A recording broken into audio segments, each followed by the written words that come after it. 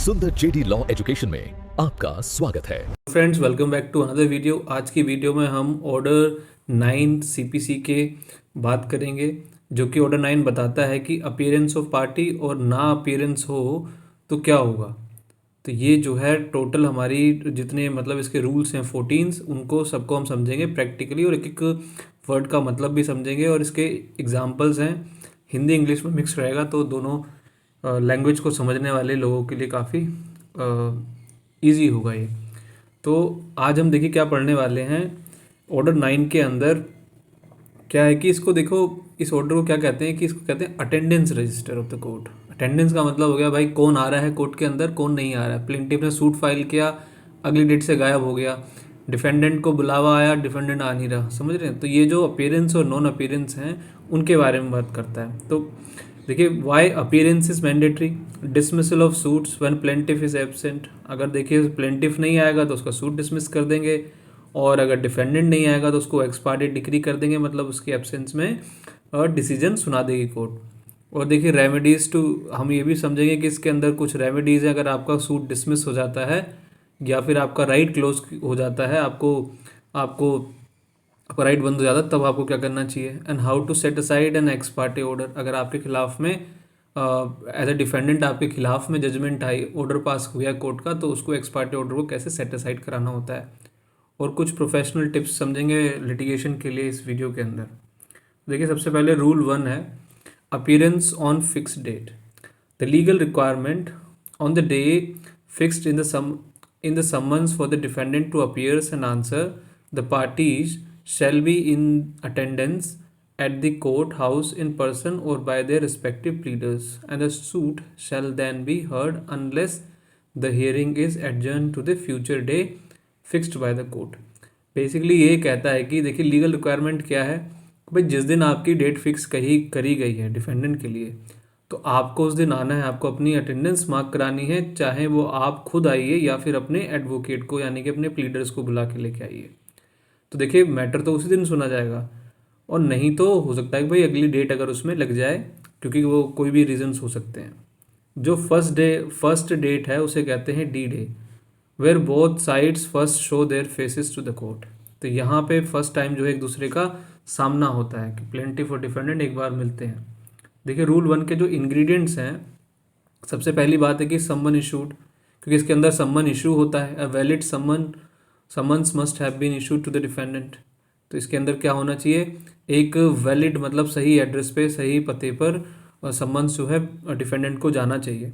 फिर specific date, there must be a date mention in that summons for appearance. अब ये जो summons गया है डिफेंडेंट को, इसके ऊपर भाई क्लियर डेट लिखी होनी चाहिए कि कब की नेक्स्ट डेट है। फिर बात आती है फिजिकल लीगल प्रेजेंस की। तो प्रेजेंस कैन बी पर्सनल और थ्रू अ लॉयर। तो आप एज ए डिफेंडेंट खुद कोर्ट में पेश हो सकते हैं या फिर अपने वकील के through. Court house location, the appearance must be at the designated court venue. तो अब ऐसा नहीं कि कोर्ट के किसी भी कोने में खड़े होकर चले गए, ऐसा नहीं माना जाएगा। आपको कोर्ट के अंदर उसी कोर्ट में आना है जिस कोर्ट से आपको सम्मन्स आए हैं, क्योंकि बहुत सारे कोर्ट रूम होते हैं। अब बात आ गई हियरिंग की। The court is ready to hear the matter on that day. क्योंकि कोर्ट को तो आपको भाई क्या करना है, अपना अपना पक्ष रखना है, सीधा आप आइए तो कोर्ट तो रेडी है जो भी आप बातें बताने वाले हैं। देखिए एग्जाम्पल है इसका, Rahul filed case against Sameer for a debt of ₹50,000। Rahul ने जो है 50,000 के कर्जे लेने के लिए, मतलब पैसे वापस लेने के लिए जो उसने दिया था उसको रिटर्न मांगने के लिए 50,000 का उसने सूट फाइल किया है। The court issued a summons to Sameer to appear on October 10। तो कोर्ट ने समन्स इशू कर दिए समीर को, 10 अक्टूबर को उसको आना है। On that day both Rahul and Sameer और their lawyer must go to the court. If they show up the जज प्रोसीड विद द केस। तो भाई अब जिस दिन डेट फिक्स है उस दिन जो है दोनों को आना होगा, मतलब यहाँ पे मतलब राहुल और समीर को आना होगा, या तो वो आएंगे क्योंकि सिविल सूट है तो उनकी ऐसी कोई रिक्वायरमेंट है नहीं, वो अपने वकील के थ्रू प्रेजेंट हो सकते हैं। ठीक है, तो यहाँ पे जब दोनों पेश हो जाएंगे तो कोर्ट आगे उसको जो जो मतलब केस है उसको प्रोसीडिंग को आगे बढ़ाएगा। अब रूल 2 कहता है डिसमिसल फॉर नॉन सर्विस। अब मान लीजिए सर्विस नहीं होती है, तब की बात है। What happens if you don't pay. if the summons hasn't been served to the defendant because the plaintiff failed to pay the court fee or postal charges, the court may dismiss the suit. अब basically देखिए इसका मतलब क्या होता है, जब court जो है समन्स के ऑर्डर करती है तो प्लेंटिफ को डायरेक्शन देती है कि भाई आप अपना एनवलप लीजिए, इस प्लेंट की कॉपी विद डॉक्यूमेंट लीजिए, उसको एक सेट दीजिए कोर्ट को, और उस पर जो है पोस्टल टिकट्स लगा के एनवलप लगा के वो सारा जो है कोर्ट का जो अहलमत होता है उसको दे दीजिए जाके। अब अगर ऐसा नहीं करेंगे, उसके साथ में एक प्रोसेस फ़ी होती है, तो वो जाती है दिल्ली के अंदर 2-3 रुपए की होती है। तो वो ऐसे मतलब पर पर्सन एक एक डिफेंडेंट पे मान के चलिए। तो अगर मान लीजिए ऐसा नहीं किया है, प्लेंटिफ ने जो है ये जो फीस थी और उसने पीएफ वगैरह नहीं दिया है और जो जो सेट वगैरह है वो पूरा नहीं दिया है पोस्टल टिकट के साथ में, तो कोर्ट इसमें क्या कर सकता है, उसको डिसमिस कर सकता है सूट को। डिफेंडेंट अगर मान लीजिए बिना उसके आ जाए, है ना, तब जो है तब अलग बात है। अगर डिफेंडेंट ही अपीयर हो गया बिना उसके ही, तो जो है उस केस में तो नहीं करेंगे खैर। तो देखिए इसके इंग्रेडिएंट्स क्या हैं रूल 2 के। प्लेंटिफ्स ड्यूटी, रिक्वायरमेंट टू पे प्रोसेस फी और पोस्टल चार्जेस। तो ये देखिए प्लेंटिफ की ड्यूटी है कि कोर्ट तो खर्चा उठाएगा नहीं उसका, तो ये जो फीस वगैरह है वो कौन देगा, ये देगा प्लेंटिफ, चाहे प्रोसेस है या फिर जो है ये पोस्ट ऑफिस वाली जो टिकट्स होते हैं उसके चार्जेस। फिर अगर डिफ़ॉल्ट अगर करिए नहीं किया तो फेलियर टू पे those charges with in the given time. तो अब क्या होना चाहिए इसके अंदर, फेलियर होना चाहिए, क्योंकि डिसमिस कब होगा, जब भाई फीस नहीं दी तभी होगा। फिर कॉन्सिक्वेंसेस क्या है, summons not serve on the defendant, क्योंकि जब ये फ़ी पे ही नहीं करी तो समन्स जाएंगे कैसे, कोर्ट इशू करेगा ही नहीं, वो वहीं के वहीं रह जाएंगे। फिर देखिए कोर्ट की डिस्क्रिप्शन है कि द कोर्ट में डिसमिस द सूट। देखिए कोर्ट डिसमिस भी कर सकता है, लेकिन पहले 1-2 बार में क्या होता है मोस्टली, मैंने कई लोगों को तो कई मतलब बहुत लंबे समय तक देखा है, लेकिन आपको नहीं करना है। तो कोर्ट ये करता है कि मतलब एक आध बार तो जो है वो कह देते हैं चलो ठीक है नेक्स्ट उस पर करा देना, और फिर एक आध बार और मौका दे देते हैं उसमें कुछ कॉस्ट वगैरह लगा के, ठीक है। एक्सेप्शन है suit survive if the defendant appears voluntarily. अब मान लीजिए इसने प्लेंटिफ ने नहीं पे किया, ठीक है, उसके बावजूद भी क्या है डिफेंडेंट आ गया, अपनी मर्जी से आ गया, तो फिर जो है उसमें फिर वो इशू ही नहीं आता, क्योंकि यहाँ तो एक तरीके से वो आ गया ना कोर्ट में। एग्जाम्पल है, a man sue Karan, the court tell summon to pay 100 for the speed post to send the summons. अब जो है ए ने जो है करण के ऊपर सूट फाइल किया, कोर्ट ने अमन से कहा कि क्योंकि भाई आप प्लेंटिफ हैं तो 100 रुपये दे दीजिए पोस्टल साइड उसके, ठीक है, पैसे नहीं देने होता आपको, टिकट खरीद के चिपका के सब कुछ लगा के देना होता है समन्स के भेजने के लिए। अमन फॉरगेट्स टू पे, अमन भाई साहब भूल गए, because of this Karan never receive the notice and doesn't show up. अब जब समन से इशू नहीं होंगे तो करण जो है भाई साहब आए नहीं कोर्ट में, द जज can dismiss Aman's case because he didn't pay the postage. तो अब देखिए 1-2 बार तो माफ़ किया जा जाता है, लेकिन अगर ये लाइव अगर ऐसे चलता रहा तो कोर्ट फिर इसको डिसमिस ही कर देता है। अब डिपेंड करता है देखिए जज साहब के ऊपर भी। फिर आता है बोथ साइड्स एब्सेंट। अब मान लीजिए दोनों में से कोई भी नहीं आया, when neither party appears when the suit is called on for hearing, the court may make an order that the suit be dismissed. This is the simplest rule. If the players don't show up to the field, the match is cancelled. तो basically इसका मतलब ये है कि भाई अब दोनों ही party नहीं आए तो यहाँ पे मेन सूट किसका है, प्लेंटिफ का है, तो वो कोर्ट को क्या करना है, वो डिसमिस कर देगा, क्योंकि कोई जजमेंट तो बची नहीं है ना, पूरी प्लीडिंग जब तक नहीं होंगी तो कोर्ट उसमें कोई डिसीजन दे नहीं सकता, डिसमिस ही कर सकता है सिर्फ। तो क्या इंग्रेडिएंट्स हैं, calling of suit, the case is called by the court officials, अहलमत रीडर या जो भी कोर्ट के स्टाफ होते हैं, तो भाई आवाज़ लगाई गई, ठीक है, आप आए नहीं। प्लेंटिफ एब्सेंट है, the person who file the case is not there, अब जिसने फाइल किया वही नहीं है, ना तो खुद ना ही उसका प्लीडर। डिफेंडेंट एब्सेंट है, the person against whom the case is filed is also not there, जिसके खिलाफ सूट है वो भी नहीं है। तो देखिए डिफेंडेंट के खिलाफ तो यहाँ कुछ हो नहीं सकता, क्योंकि अभी किसी ऐसे स्टेज पे सूट पहुंचा नहीं है। तो यहाँ पे क्या होगा, mandatory dismissal of the suit unless there is a valid reason known to the court. तो यहाँ पे क्या हो जाएगा, डिसमिसल क्या है, ज़रूरी है, अगर मतलब मान लीजिए कोर्ट को कोई रीज़न अगर पता हो, तो अगर कोई रीजनेबल रीज़न कोर्ट को पता है, किसी ने इन्फॉर्म किया है तो बात अलग है। अब एग्जाम्पल है, there is a property case between brother A and B, on the hearing date the both brothers go for a vacation and forget the court date. When the judge calls A versus B, no one answers. The judge dismiss the case immediately. अब यहाँ पे जो है दोनों भाइयों के बीच में suit है, बेसिकली मान लीजिए पार्टीशन का सूट है ए और बी के बीच में, और जिस दिन डेट थी उस दिन जो है दोनों में से कोई भी अपीयर नहीं हुआ। अब चलो ठीक है, छुट्टी पे गए, जहाँ भी गए, तो यहाँ पे क्या कर सकता है, कोर्ट डिसमिस कर सकता है। देखिए आगे है रूल 4 हमारा, जिसे जो कहता है the come back rule, option after dismissal. ठीक है, डिसमिस होने के बाद क्या कर सकते हैं, when a suit is dismiss under rule 2 और rule 3 the plaintiff has two choices. तो ये बड़ा इंपॉर्टेंट है, इसमें कुछ बड़ी टेक्निकलिटी है, जब अभी आप अपना सूट को वापस कराते हैं ना, थोड़ा सा टेक्निकल चीज़ें हैं जरूर जिसको समझ लें। तो देखिए रूल 4 कहाँ लागू होता है, जब आपका सूट डिसमिस कौन से रूल में हुआ हो, 2 में हुआ हो या फिर 3 के अंदर हुआ हो, जो भी हमने पढ़े हैं। तो आपके पास जो है, आपके पास दो चॉइस है, fresh suit, file a brand new case on the same subject subject to limitation. अगर मान लीजिए आपका लिमिटेशन बचा हुआ है सूट फाइल करने का, तो आप नया ही सूट फाइल कर दीजिए। ठीक है, ये आप कर सकते हैं। दूसरा है restoration, apply to the court to set aside the dismissal and restart the old case. और यहाँ पे एक एप्लीकेशन लगा सकते हैं सिंपली, कि जो है इसको क्या करा जाए, वापस से उसी स्टेज पे वैसे का वैसे इसको रीस्टोर किया कर दिया जाए, वैसा का वैसे ही, ताकि जो है यहीं से, ताकि जो है ये वापस से कोर्ट से माफ़ी मांग लेते हैं या रीज़न बता देते हैं नॉन अपीयरेंस का, तो कोर्ट इसमें कर देती है। ठीक है, अब देखिए डिटेल एनालिसिस इसका कर लेते हैं। To restore a suit under rule 4 the plaintiff must prove sufficient cause for their absence और for not paying the fees. तो मैंने जैसे कहा कि देखिए इसके अंदर दो चीज़ें हैं, या तो रूल 4 में आपका डिसमिस हो रहा है, या फिर मतलब रूल 2 में हो रहा है, या रूल 3 में हो रहा है।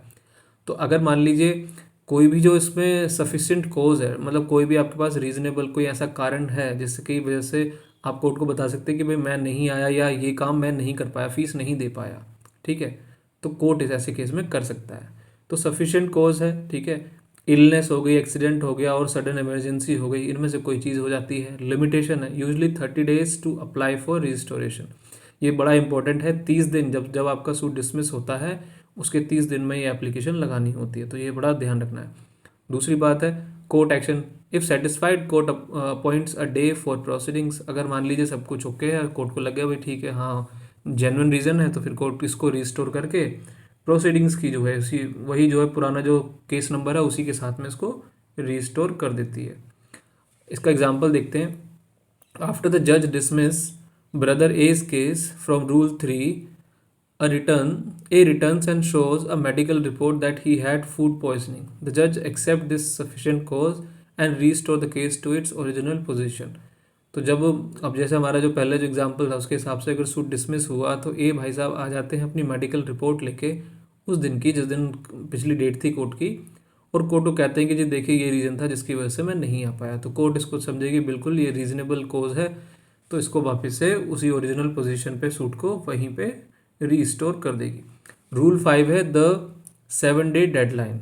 देखिए ये बड़ा इंपॉर्टेंट है, summon return unserved, if the summon is return unserved and the plaintiff fails to apply for a fresh summons within 7 days the court shall dismiss the suit against the defendant.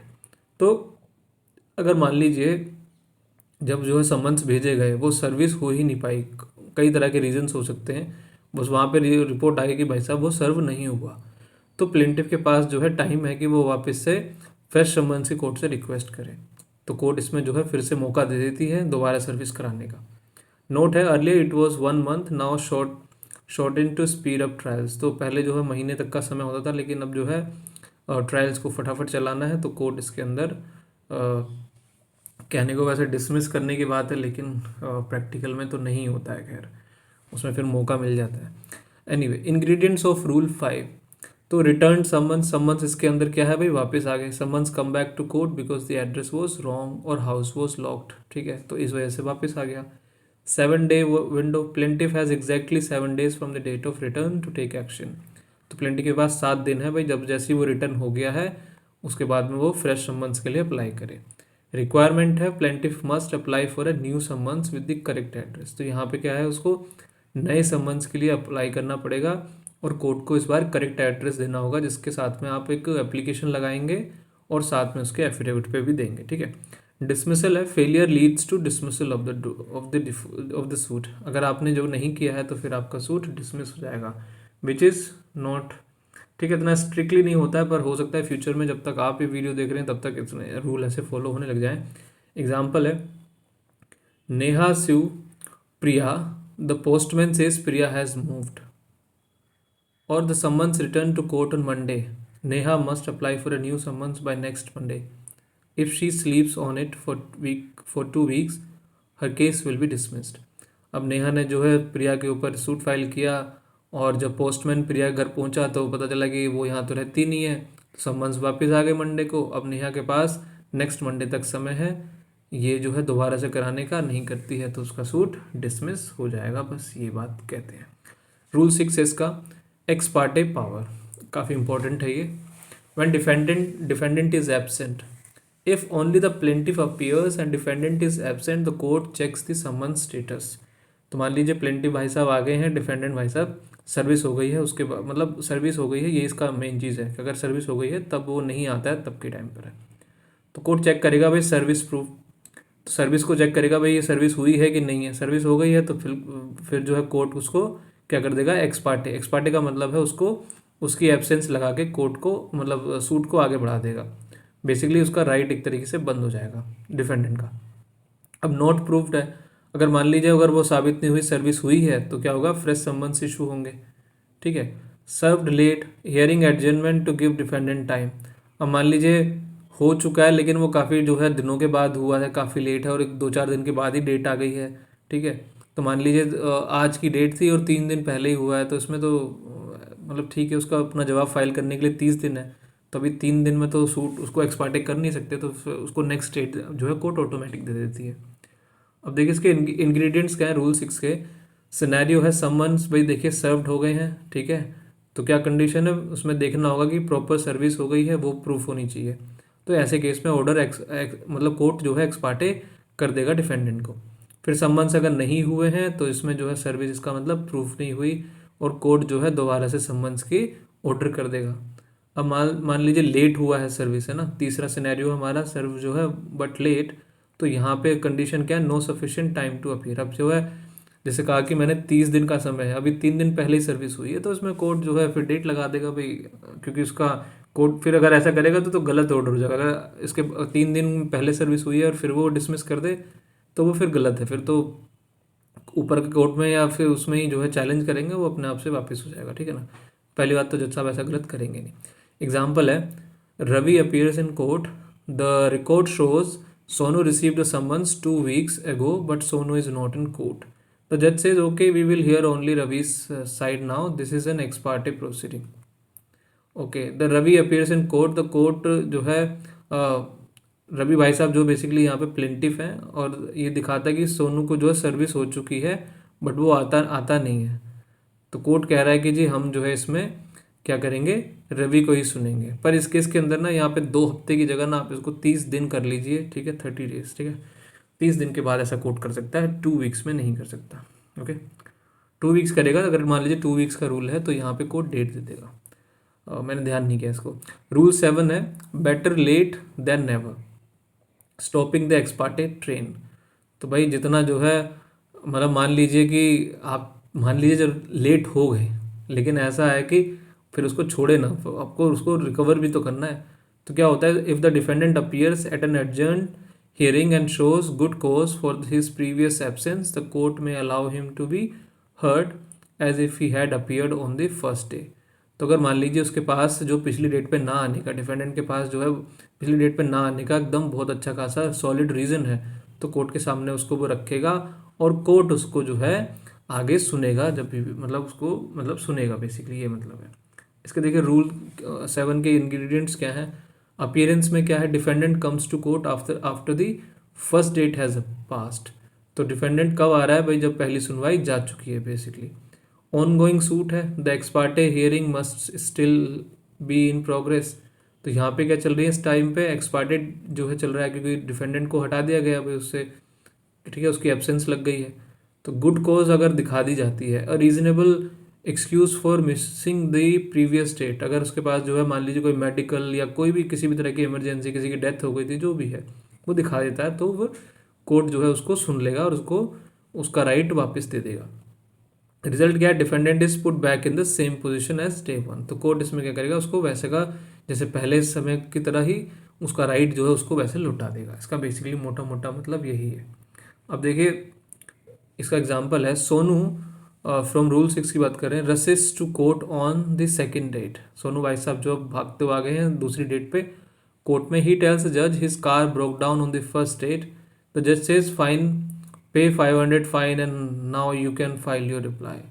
अब भाई उसने कहा कि जी मेरी गाड़ी ख़राब हो गई थी, उसका देखिए, लेकिन उसको बिल वगैरह कुछ ना कुछ दिखाना पड़ेगा।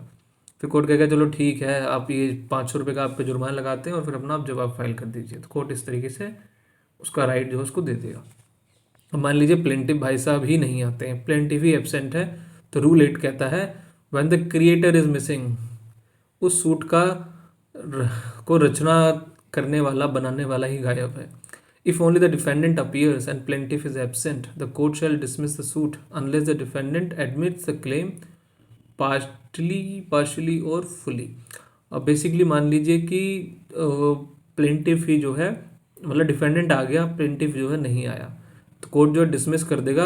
अगर मान लीजिए उस केस में नहीं करेगा जैसे कि डिफेंडेंट ने मान लिया कि हाँ जी जो सूट के अंदर है ना चीज़ें वो बिल्कुल ठीक है, या फिर मान लीजिए कि 10 लाख का सूट है तो वो कहता है जी 10 का 10 तो नहीं बनता, 5 बनता है, समझ रहे हो, तो ये बात ठीक है, तो कोर्ट फिर ऐसे उसमें डिसमिस नहीं करेगा। अब देखिए इसके रूल 8 के जो है इंग्रेडिएंट्स देखिए, यहाँ पे जो है डिफेंडेंट का प्रेजेंट होना जरूरी है। रूल 8 कहता है the person being sued is ready, वो तो तैयार है ना करने के लिए अपना काम। प्लेंटिफ का एब्सेंट होना जरूरी है। The person who started the trouble is missing, जो भाई साहब ने जो शुरुआत करने वाले हैं प्लेंटिफ ही गायब है। Admission check, if defendant admits the debt court passes a decree for that amount. अगर डिफेंडेंट ने मान लिया कि भाई हाँ मेरी गलती है, मैंने इतने पैसे लिए थे, तो कोर्ट वहीं पे डिक्री कर देगा उस अमाउंट की। और मान लीजिए default action, otherwise the whole case is thrown out. अब मान लीजिए डिफेंडेंट ने एडमिट ही नहीं करा और प्लेंटिफ एब्सेंट है, डिफेंडेंट प्रेजेंट है, तो कोर्ट यहाँ पे डिसमिस कर देगा ऑर्डर, मतलब रूल 8 के अंदर। इसका एग्जांपल है विजय सू अजय फॉर 1 लाख। विजय भाई ने अजय के ऊपर 1 लाख रुपए का सूट फाइल किया। On hearing day Ajay is in court with his lawyer but Vijay is nowhere to be found. अब जो है यहाँ पे विजय भाई साहब गायब हैं, लेकिन अजय भाई साहब अपने वकील साहब के साथ कोर्ट में खड़े हुए हैं। अब और विजय को आवाज़ लगाई जा रही कोर्ट में, वो अंदर आ नहीं रहे, मतलब है नहीं। तो अजय कहता जी I don't owe him anything, the जज dismiss Vijay's case for non appearance. तो वैसे तो कोर्ट ऐसे पूछता नहीं है, क्योंकि सब जो भी होता है राइटिंग में होता है, ठीक है ना, रिटर्न स्टेटमेंट देनी पड़ती है, तो कोर्ट ऐसे पूछता तो नहीं है। लेकिन हाँ मान लीजिए उसने रिटर्न स्टेटमेंट में ही दिया है एडमिट करके, तो कोर्ट मान लेगा उसको, नहीं तो उसको डिसमिस कर देगा। लेकिन इस केस में क्या है, उसने साफ मना कर दिया मेरा इस पे कोई, मेरे पे कोई देनदारी नहीं है, तो डिसमिस कर दिया।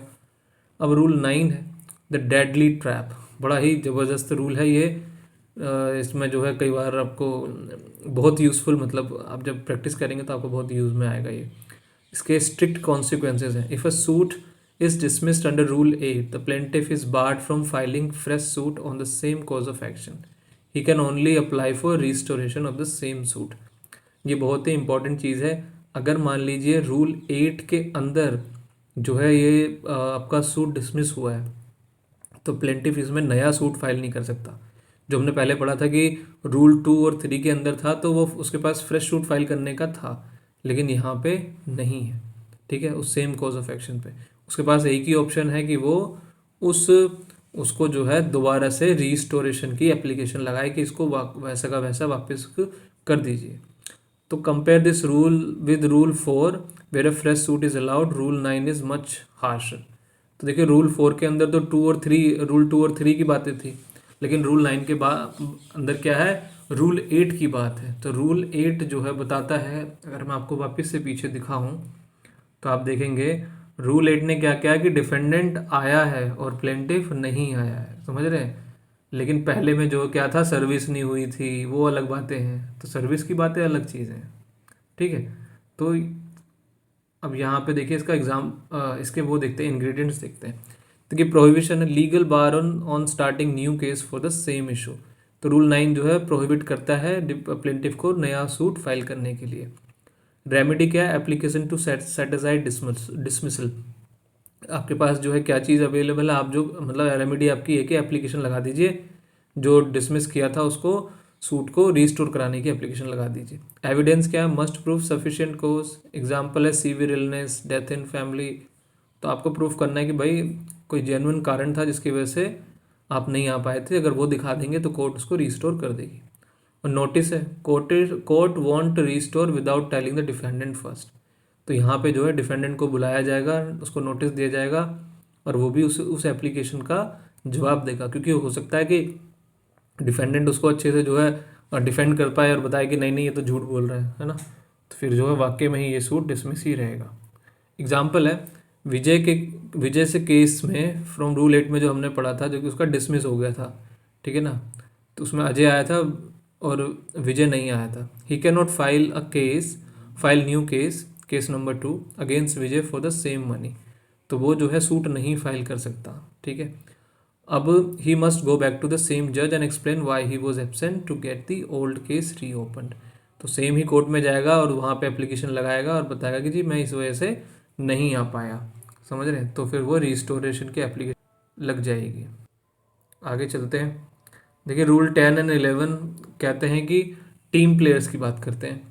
रूल 10 है प्लेंटिफ, रूल 11 है defendants. If there are 3 plaintiffs and only one shows up the case continues as if all were present the suit is not dismissed.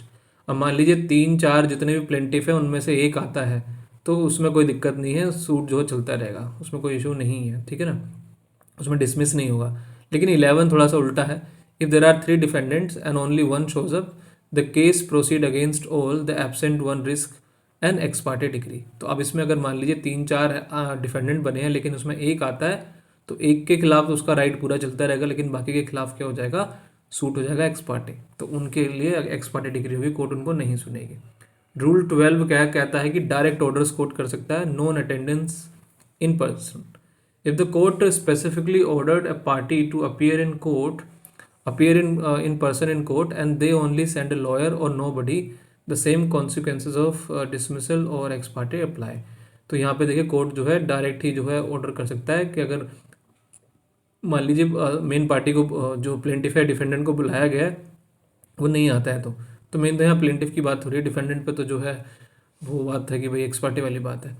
तो यहाँ पे कोर्ट क्या कर सकती है, डिसमिस कर सकती है। लेकिन बात क्या है कि इसके अंदर इसमें होता क्या कि एडवोकेट आया है ना अगर, तो वो रीजंस बताया जाता है जिसकी वजह से चल जाती हैं बातें। इंग्लिश में देखिए एग्जांपल, जज tales Karan I want to C you personally on Monday, Karan sends only his lawyer, जज कैन डिसमिस द केस। और जज साहब ने करण भाई साहब को बुलाया है कोर्ट में आने के लिए, लेकिन वो मंडे को भेज रहे हैं, करण अपने जो वकील साहब को भेज देता है, लेकिन कोर्ट जो है इसको फिर डिसमिस कर सकता है और कर ही दिया।